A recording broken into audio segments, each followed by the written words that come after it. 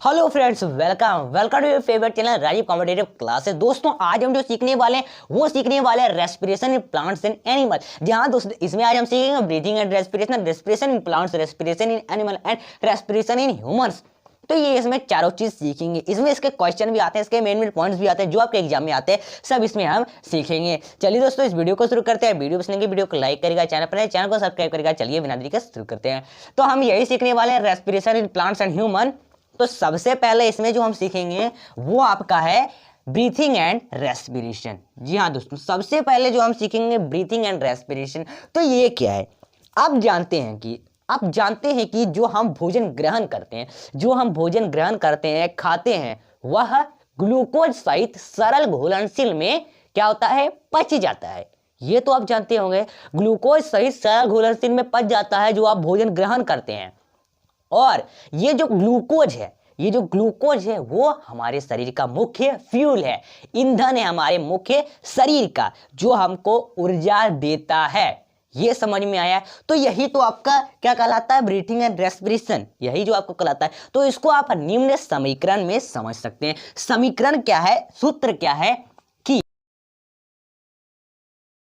तो ये आपका निम्न समीकरण सूत्र है। चलिए अब इसको तो समझ लिया। अब दोस्तों देखिए, अब जो इसमें हम सीखने वाले हैं कि इसका ब्रीथिंग एंड रेस्पिरेशन, तो ये इसका जो दो प्रक्रिया होता है, रेस्पिरेशन का दो प्रक्रिया होता है। तो फर्स्ट जो प्रक्रिया आ जाता है वो आ जाता है एक्सटर्नल रेस्पिरेशन,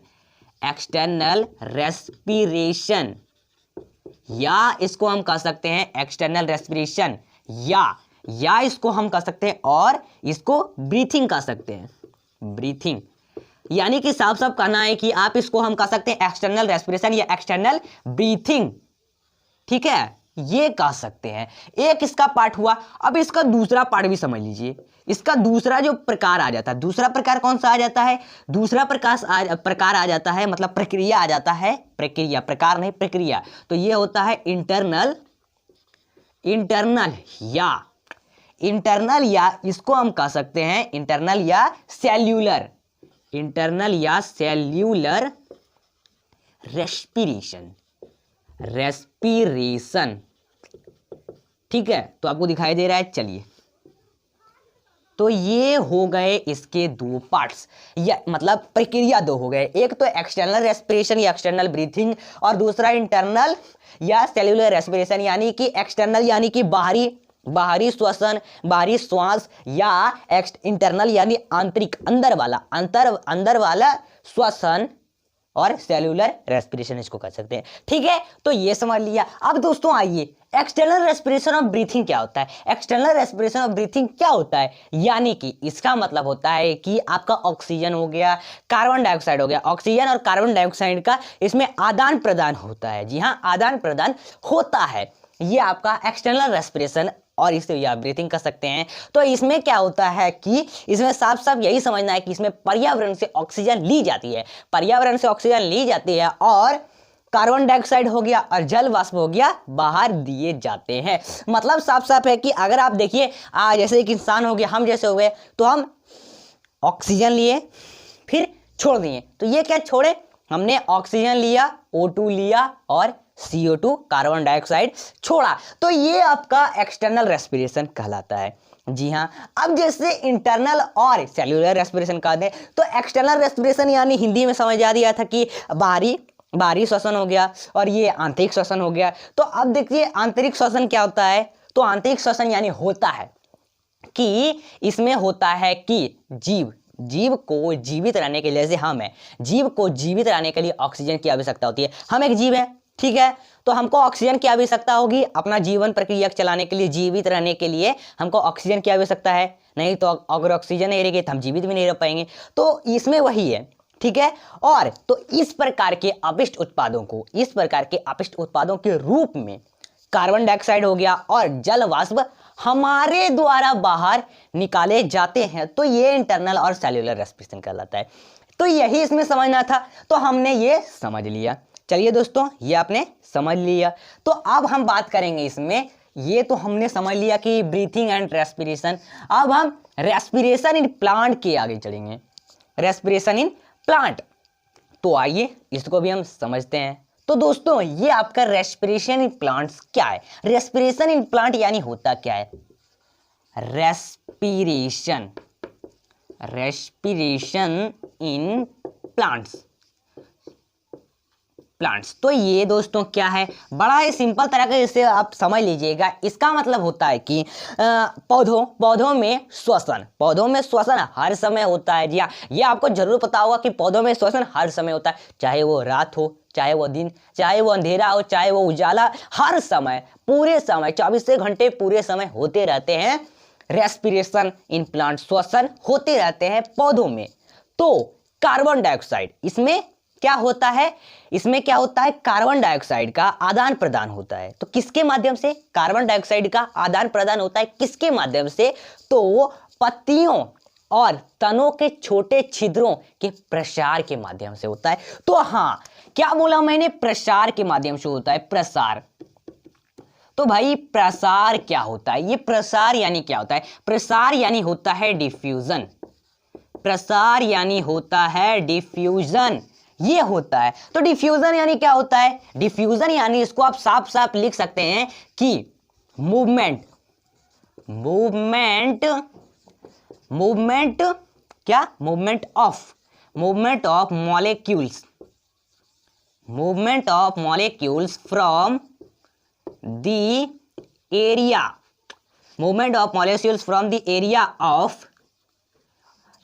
ऑफ किसका? तो हाई concentration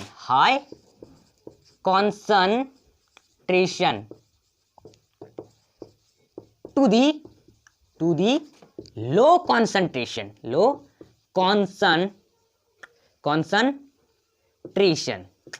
तो इट इज कॉल्ड, क्या कहलाता है? तो ये आपका कहलाता है डिफ्यूजन। तो ये आपका कहलाता है दोस्तों डिफ्यूजन। तो आपने डिफ्यूजन समझ लिया, यानी प्रसार समझ लिया। चलिए, आपने ये समझ लिया रेस्पिरेशन इन प्लांट। अब इसमें जो हम बात करेंगे वो क्या है? इसमें अब हम बात करेंगे स्टोमेटल एपरेटस। पौधों में भी आपको, या फूलों के बारे में इसमें समझेंगे अभी। तो इसमें जो अब रेस्पिरेशन इन प्लांट में जो समझने वाले हैं, तो आपने रेस्पिरेशन इन प्लांट तो समझ ही लिया। अब इसमें हम स्टोमेटा क्या होता है, स्टोमेटल क्या होता है, ये भी समझ लेंगे। तो आइए इसको भी हम समझते हैं। तो इसको थोड़ा हम ड्राइंग भी बनाएंगे। आइए, ठीक है दोस्तों, चलिए अब हम ये समझ लिए। अब हम बात करेंगे स्टोमेटल एपरेटस की। तो हमने यहाँ पर ड्राइंग तो बना लिया है। ये देखिए, सबसे पहले स्टोमेटल एपरेटस समझ लीजिए क्या होता है। स्टोमेटल एपरेटस यानी होता है, जी हाँ, ध्यान से सुनिए, स्टोमेटल एपरेटस यानी क्या होता है। जी हाँ, स्टोमेटल एपरेटस यानी होता क्या है, पहले ये समझिए। तो स्टोमेटल एपरेटस यानी होता है कि पौधों में गैसीय विनिमय, ध्यान सुनिए, पौधों में गैसीय विनिमय, जी हाँ, किससे? उनके तनों एवं उनके छोटे छिद्रों के माध्यम से होता है। पौधों में गैसीय विनिमय उनके तनों और एवं उनके छोटे छिद्रों के माध्यम से होता है स्टोमेटल एपरेटस। तो इसमें सबसे पहले ये समझ लो, स्टोमेटा भी होता है इसमें। तो पहले स्टोमेटल ओपनिंग, सब साइड एरिया सेल क्या होता है, गार्ड सेल क्या होता है, तो सब समझेंगे। देखिए, ये और ये पत्ते दो दिख रहे हैं, ठीक है। तो ये क्या है? ये है पत्ते, यानी इसको हम कह सकते हैं कि स्टोमेटल एपरेटस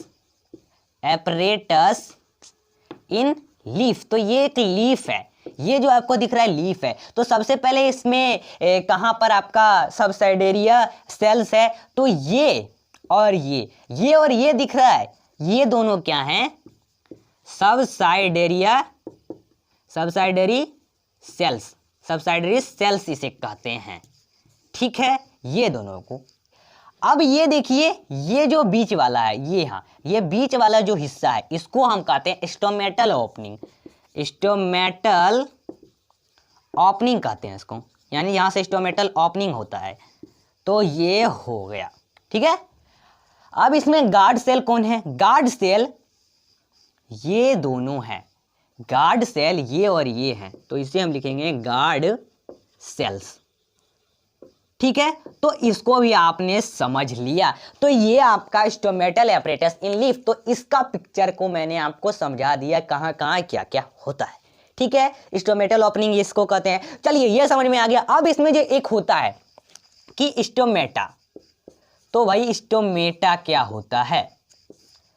स्टोमेटा यानी क्या होता है? तो ये स्टोमेटा यानी क्या होता है? स्टोमेटा यानी क्या होता है कि pores in soft aerial parts of plants for gaseous exchange तो इट इज कॉल्ड क्या कहलाता है? तो ये आपका कहलाता है क्या? Stomata.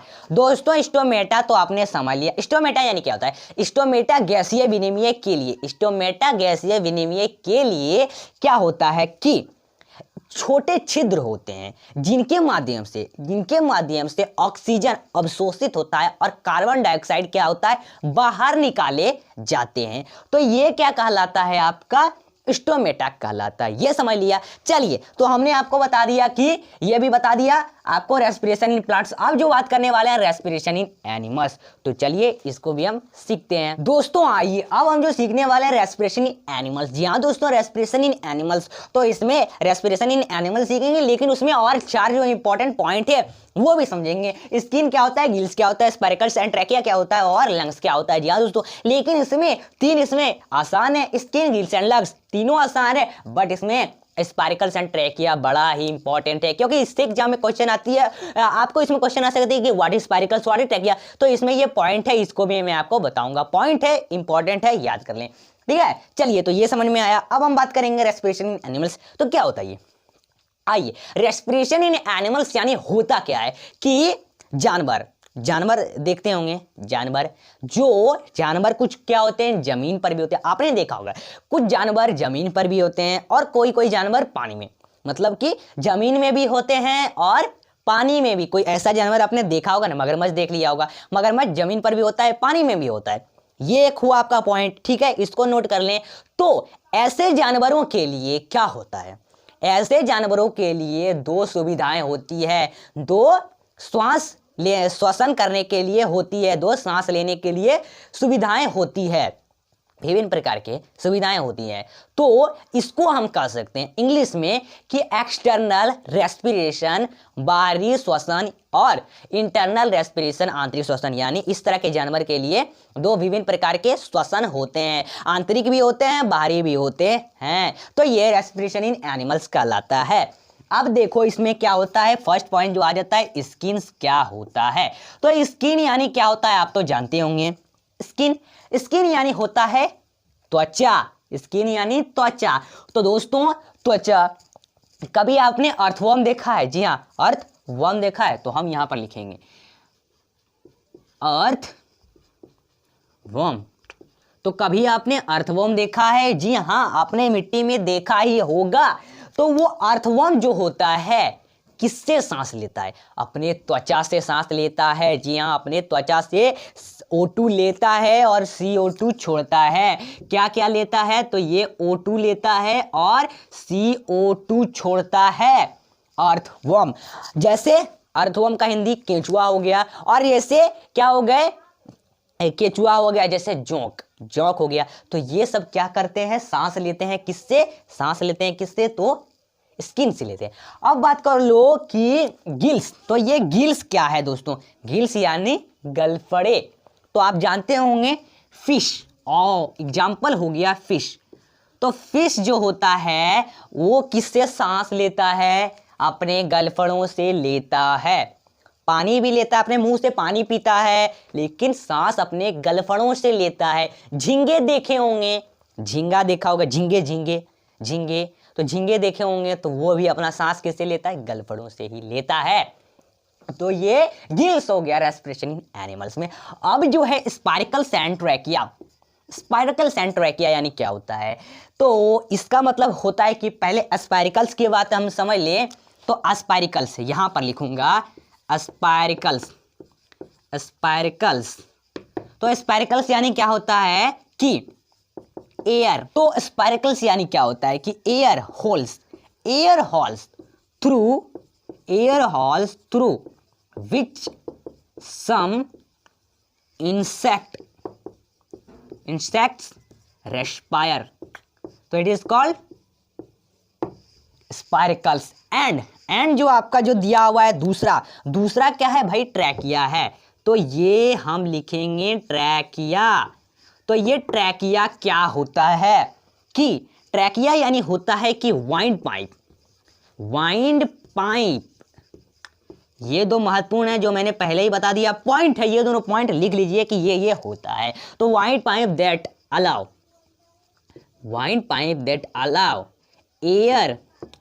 Air to pass into lungs, तो इट इज कॉल्ड ट्रैकिया। तो ये आपने समझ ही लिया, ठीक है दोस्तों, स्पाइरिकल समझ लिया, ट्रैकिया समझ लिया। यानी कि स्पाइरिकल्स की बात कर लो तो आपने कभी ग्रास हॉपर्स देखा है? जी हाँ, क्या देखा है आपने कभी? Grass hoppers. तो ये ग्रास हॉपर्स यानी क्या होता है? तो ग्रास या हॉपर्स यानी होता है कि फतिंगा देखा होगा आपने। तो ग्रास हॉपर्स क्या करते हैं, किससे सांस लेते हैं? तो ये अपने स्पाइरिकल से लेते हैं। यानी कि grass hoppers breathing through spiracles, यानी ग्रास हॉपर सांस लेते हैं। ग्रास हॉपर्स तो आप देखते हैं इतना छोटा तो होता ही है, और उनके इतने छोटे छिद्र होते हैं, इतने छोटे छिद्र होते हैं, पूरे महीन छिद्र होते हैं, तो वो स्पाइरिकल से, वही स्पाइरिकल्स कहलाते हैं और उससे वो सांस लेते हैं। यही है इसमें। आप देखो इसमें कि मैंने ये समझा दिया। अब ट्रैकिया भी हो गया, ट्रैकिया से भी सांस लिया जाता है। चलिए अब हम बात करेंगे लंग्स, ठीक है। तो यहाँ पर तो wind pipe that allow, wind pipe जो है वो अलाउ करता है एयर को पास इनटू किससे? लंग्स से। वाइंड पाइप अलाउ करता है एयर पास होता है लंग्स से, अलाउ करता है तब, ठीक है। फिर लंग्स की बात कर ले तो लंग्स यानी होता है फेफड़े, लंग्स यानी होता है फेफड़े। तो ये फेफड़ा क्या है? फेफड़े से अगर सांस लेने की बात करें तो फेफड़े से जो सांस लेता है वो है आपका कौन? बर्ड्स एंड कौन? तो frog. Birds and frog breathing to किससे? तो लंग्स। तो ये जो बर्ड और फ्रॉग हो गया वो सांस लेता है लंग्स के मदद से, फेफड़ों के मदद से। तो दोस्तों आपने बर्ड देखा है? जी हाँ, बर्ड में ट्रैकिया भी होता है। जी हाँ, जब अब देखते होंगे उसका नाक से अब वो एयर लेता है, चोंच हो गया तो वहीं से आपका वो एयर लेता है, ठीक है। और वही चोंच से उसका मुंह से ही जुड़ा होता है, यहां से यहां अंदर तक गया होता है, एक पाइप जैसा होता है, तो वो उसका ट्रैकिया कहलाता है, ठीक है। और सांस, बर्ड जो है वो लंग्स से सांस लेते हैं, फेफड़े की मदद से सांस लेते हैं। और फ्रॉग की बात करो, फ्रॉग को तो जानते हैं कि वो तो अपना फेफड़े से सांस लेता है, लेकिन इसमें कोई ट्रैकिया नहीं होता है, ठीक है। तो फ्रॉग ये सांस लेता है किससे? लंग्स से। तो ये हमारा रेस्पिरेशन इन एनिमल्स कहलाया। अब जो बाकी आखिरी जो आपका बचा है कि रेस्पिरेशन इन ह्यूमंस, और एक और भी है कि रेस्पिरेशन, सेल्यूलर रेस्पिरेशन। जी हाँ, एक और पॉइंट जो है वो है आपका सेल्यूलर रेस्पिरेशन क्या होता है ये भी समझेंगे। तो सबसे पहले हम समझ लेंगे कि रेस्पिरेशन इन ह्यूमन, चलिए वो भी सीखते हैं। तो आइए दोस्तों, हमने ये लिख लिया। अब आइए हम बात करते हैं रेस्पिरेशन इन ह्यूमंस की। जी हाँ दोस्तों, रेस्पिरेशन इन ह्यूमंस, तो ये क्या है? इसका मतलब बड़ा ही आसान है। ये इसमें ये जो आपको दिख रहा है ये पॉइंट लिखे, इसमें क्वेश्चन आ सकते हैं, इससे इंपॉर्टेंट। तो रेस्पिरेशन इन ह्यूमन क्या होता है? मानव शरीर के गैसों को आदान प्रदान करने के लिए जिम्मेदारी अंगों का समूह कार्यशील श्वसन प्रणाली होता है। तो ये आपका रेस्पिरेशन इन ह्यूमन कहलाता है। तो दोस्तों इसमें जो ये आपको दिख रहा है, ये हमने लिखा 6 पॉइंट, ये 5 पॉइंट लिखा, तो ये बड़ा ही इंपॉर्टेंट है, इससे आपके एग्जाम में क्वेश्चन आ सकती है। तो देखो इसमें बहुत ही इंपॉर्टेंट है। तो सबसे पहले फेरिंग्स, रेस्पिरेशन इन ह्यूमन में फेरिंग्स होता है। जी हाँ दोस्तों, तो फेरिंग्स यानी क्या होता है? फेरिंग्स यानी होता है कि common passages that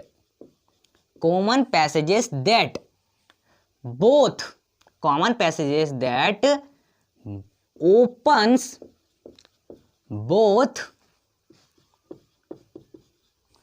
into the food pipe, जी हाँ दोस्तों, the food pipe and the wind pipe, wind pipe, तो it is called pharynx, common passages that open both into the food pipe and the wind pipe, it is called pharynx. ये एक important point है, इसको आप लिख लीजिए, इसमें question आ सकती है कि फेरिंग्स क्या होता है। अब ग्लोटिस की बात कर लो, ग्लोटिस एंड इपीग्लोटिस। तो पहले ग्लोटिस की बात करेंगे जी हाँ, तो open, opening, opening of the pharynx, pharynx into the lungs, तो इट इज कॉल्ड क्या कहलाता है, इपीग्लोटिस कहलाता, मतलब ग्लोटिस कहलाता है। जी हाँ दोस्तों, अब हम बात करेंगे इपीग्लोटिस की, तो आइए हम यहां पर लिख देते हैं इपीग्लोटिस। तो इपीग्लोटिस क्या होता है, तो flap, flap like structure, structure that prevent the entry of food into the trachea, तो इट इज कॉल्ड क्या कहलाता है, इपीग्लोटिस कहलाता है। Flap like structure that prevent the entry of food into the trachea, तो ये आपका इपीग्लोटिस कहलाता है। जी हाँ दोस्तों, अब बात करो लैरिंग्स की, तो लैरिंग्स यानी क्या होता है, लैरिंग्स बहुत ही सिंपल तरीके से है कि इसका मतलब होता है कि साउंड प्रोड्यूसिंग, कि sound producing organs, sound producing organs, it is the upper, it is the uppermost part of किसका, तो ट्रैकिया का, ट्रैकिया। जी हाँ, तो ये हमने लिख दिया, तो इसको आप समझ लीजिए क्या होता है कि sound producing organ, it is the upper most part of किसका, तो ट्रैकिया का साउंड प्रोड्यूसिंग होता है, इसमें साउंड प्रोड्यूसिंग होता है, और ये जो है वो अपर मोस्ट, ये ऊपर का upper most part of trachea, ऊपर का ट्रैकिया है, ट्रैकिया का पार्ट है, ऊपर का पार्ट है ट्रैकिया का, ठीक है। तो आप देखिए इसमें ट्रैकिया तो इसमें भी आता है, और मैंने आपको रेस्पिरेशन इन एनिमल में भी बताया, तो ट्रैकिया ने समझा दिया था कि इसमें तो आपने समझा दिया था ट्रैकिया की food pipe that allow air to pass into lungs, तो इट इज कॉल्ड ट्रैकिया, ठीक है। अब इसमें जो आ जाता है, एक आ जाता है डायफ्राम, तो डायफ्राम यानी क्या होता है, जी हाँ दोस्तों, डायफ्राम यानी होता है कि ए, तो चलिए लिख देता हूं कि a muscular sheet, a muscular sheet of forming the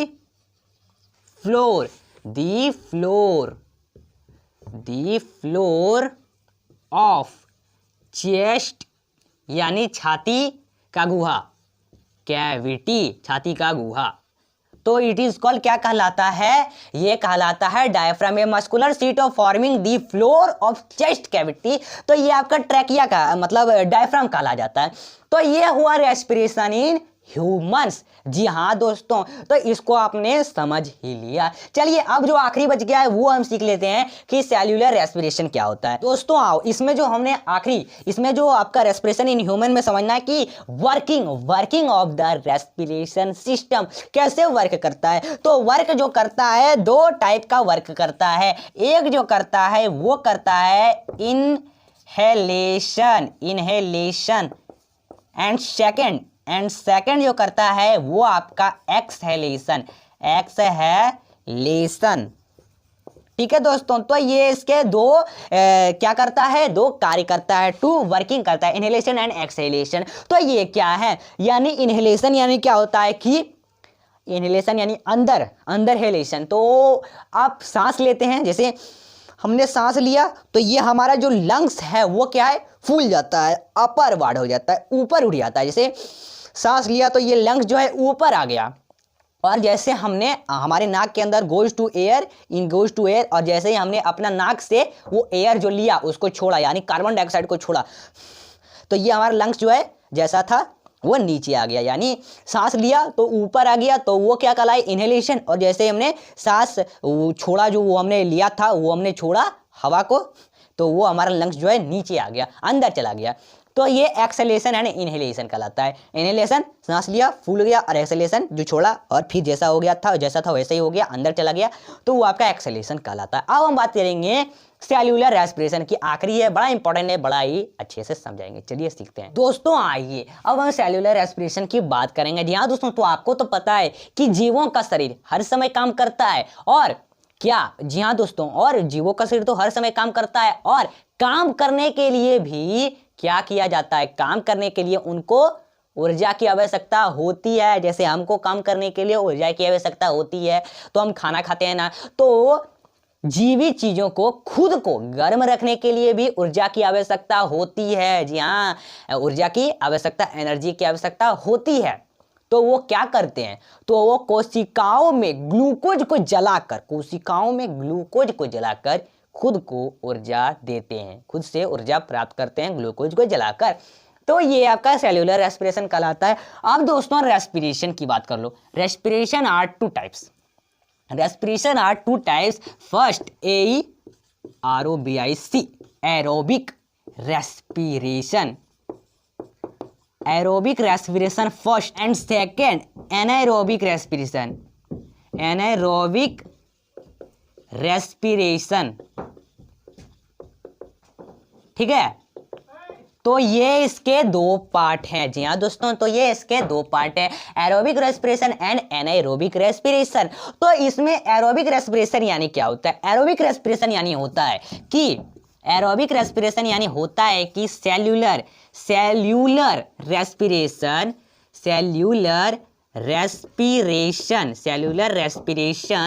cellular respiration in the presence of oxygen, in the presence of oxygen.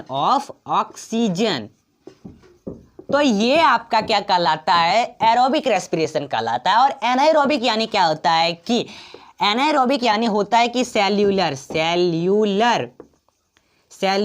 Respiration. जी हाँ दोस्तों, सेल्यूलर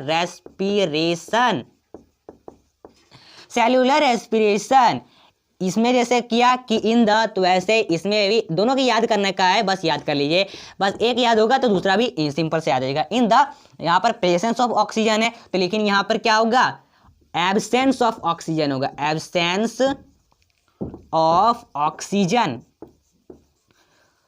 तो ये दोस्तों हमने लिख दिया, ठीक है। तो ये इसके क्या हो गए, दो पार्ट हो गए, cellular respiration in the presence of oxygen और cellular respiration in the absence of oxygen. तो ये इसके दो पार्ट हो गए। अब दोस्तों ये हमने बता दिया, लेकिन इसमें जो एनाएरोबिक रेस्पिरेशन जो है उसको, उसका प्रोसेस क्या होता है, एक प्रोसेस होता है। प्रोसेस किसके माध्यम से इसका चलता है, तो फर्मेंटेशन के माध्यम से चलता है। किसके माध्यम से, तो वो आपका चलता है फर्मेंटेशन के माध्यम से। तो हम यहां पर लिखेंगे फर्मेंटेशन। तो ये फर्मेंटेशन क्या है कि process during which glucose present in lower organisms is broken